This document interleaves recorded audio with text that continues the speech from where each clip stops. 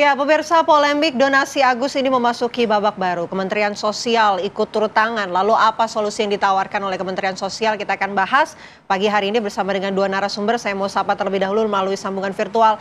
Ada Mbak Menteri ya, Menteri Sosial Republik Indonesia, Saifullah Yusuf. Selamat pagi, Pak Menteri. Selamat pagi, Mbak. Terima kasih atas waktunya di Apa Kabar Indonesia Pagi, Pak Menteri. Selain Pak Menteri juga kita sudah hadir narasumber bersama kita ada Mbak Devi Rahmawati selaku pengamat sosial. Selamat pagi Mbak Devi. Pagi Mbak. Sehat Mbak? Alhamdulillah. Alhamdulillah sehat. Saya mau ke Pak Menteri terlebih dahulu. Pak Menteri, ini pada akhirnya Kementerian Sosial turun tangan. Tapi kami ingin tahu update-nya sejauh ini apa temuan-temuan mungkin yang sudah didapatkan oleh Kementerian Sosial berkaitan dengan kisruh donasi Agus ini, Pak?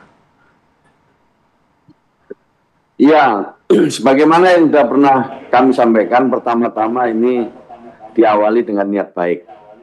Kemudian ada kesalahpahaman. Yang kedua, temuan kita adalah masih banyak masyarakat yang belum mengerti aturan-aturan atau ketentuan-ketentuan yang terkait dengan pengumpulan uang dan barang.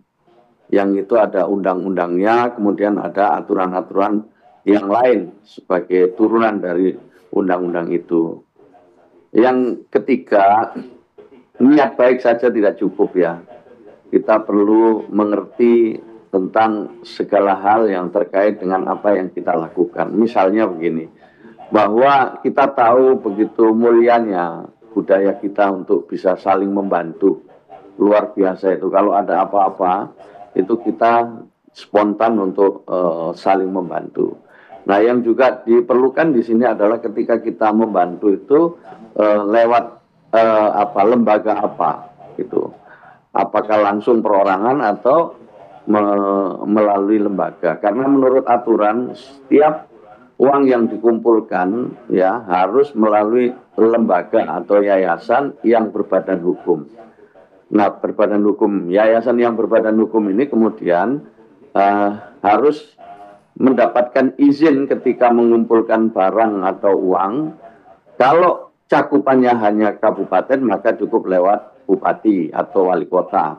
Kalau cakupannya provinsi cukup provinsi, tapi kalau misalnya lintas provinsi maka harus mendapatkan izin dari Kementerian Sosial yang dalam menerbitkan izin Kementerian Sosial tentu memerlukan rekomendasi dari provinsi. Jadi ada aturan-aturan yang mestinya dimengerti, diketahui oleh mereka yang mengumpulkan uang dan barang. Ini yang saya melihat belum dimengerti dengan baik. Kemudian yang kedua yang penting bahwa yang berikutnya yang penting adalah bahwa ini masalah Mas Agus Salim ini yang utama adalah pengobatannya. Karena itu kan ada golden time kan. Setiap pengobatan gitu kalau ada kecelakaan atau apa itu ada waktu yang sangat-sangat menentukan. Nah, ini yang penting kan berobat dulu ini. Tapi sekarang ini kan polemiknya yang berkembang. Ini juga sungguh kami sesalkan dan untuk itulah Kementerian Sosial mencoba untuk memediasi, mencoba untuk marilah kita kembali duduk ya. Karena terus terang kita harus juga menyadarkan ya kepada kita semua ada ketentuan-ketentuan yang harus dilewati ketika kita sekali lagi mengumpulkan donasi. Sementara seperti itu, Mbak.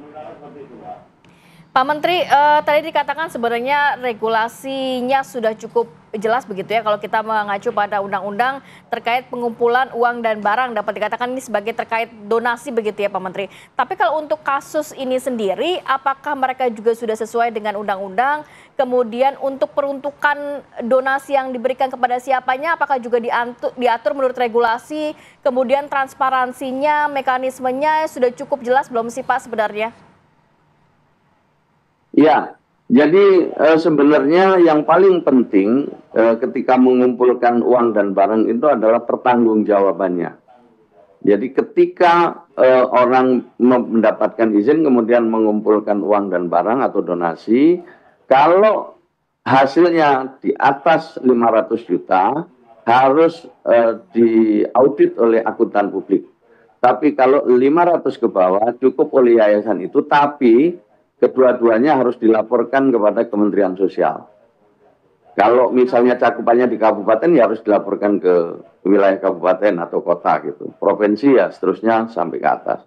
Jadi cukup jelas sebenarnya kalau kita lihat di dalam ketentuan ya diperuntukkan untuk siapa saja kecuali untuk bencana ya. Kalau untuk bencana ada bencana bisa kumpulkan dulu tapi setelah itu wajib dilaporkan. Itu. Jadi Baik, Pak khusus Menteri. untuk Mbak Novi saya udah tanya ya memang belum ada izin juga yayasannya ya untuk mengumpulkan Oh, barang oke. dan orang. Yayasannya udah ada. Gitu. Baik. Eh, Pak, mungkin juga tadi kan dijelaskan bahwa sebenarnya 500 juta ke atas harus dilaporkan kepada Kementerian Sosial, 500 juta ke bawah harus diaudit oleh yayasan tersebut begitu ya. Tapi kalau untuk digunakan untuk apanya itu Pak, memang diatur juga nggak? Karena kan ini yang menjadi polemik adalah sebenarnya uang untuk pengobatan dari para donatur yang ternyata digunakan untuk kepentingan pribadi Pak. Disalahartikan begitu. Disalahartikan begitu. Ya, setiap pengumpulan orang kan mohon maaf, setiap pengumpulan uang dan barang kan selalu ada sasarannya kan gitu. Untuk korban apa, termasuk ini kan juga sasarannya jelas untuk Mas Agus Salim gitu. Jadi sebenarnya Iya. udah peruntukannya jelas.